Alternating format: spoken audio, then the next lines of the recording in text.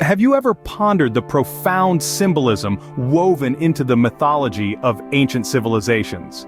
Today we dive into the captivating world of deities and their stories, with a focus on the complex character of the youthful god and his journey through the tumultuous seas of adolescence and the terrifying aspect of this stage, represented by castration.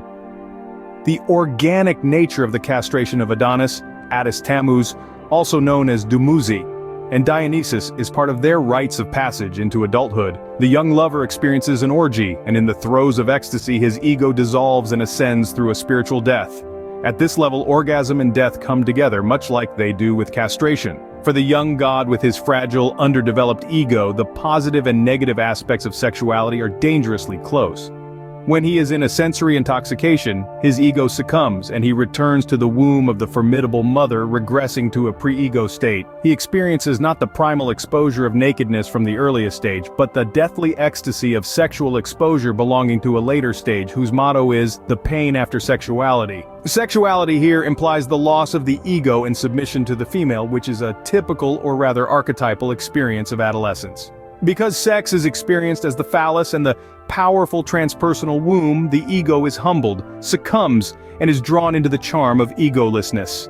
The mother is still too dominant, the seat of the subconscious still too close for the ego to resist the bloodlust of the mother. The terrifying mother is a sorceress who confuses the senses and causes men to lose their minds. No boy can resist this. They are primarily a phallus for her, which she can take by force, but in some cases, they also castrate themselves for her. Madness is a surrender of individuality, as the surrender of the body to the magic of fertility symbolizes the disintegration of personality. Since the disintegration of the differentiated personality and the individual are part of the cycle of the formidable mother, madness is a symptom of her control. The boy full of desire will be drawn to the formidable mother, even though the satisfaction of this desire is accompanied by castration. The formidable mother is the witch who turns humans into animals. Circe, the mistress of wild beasts, emasculates the male and sacrifices him. The male serves her, alive and nothing more. She rules the living world of instincts that serve her and her fertility.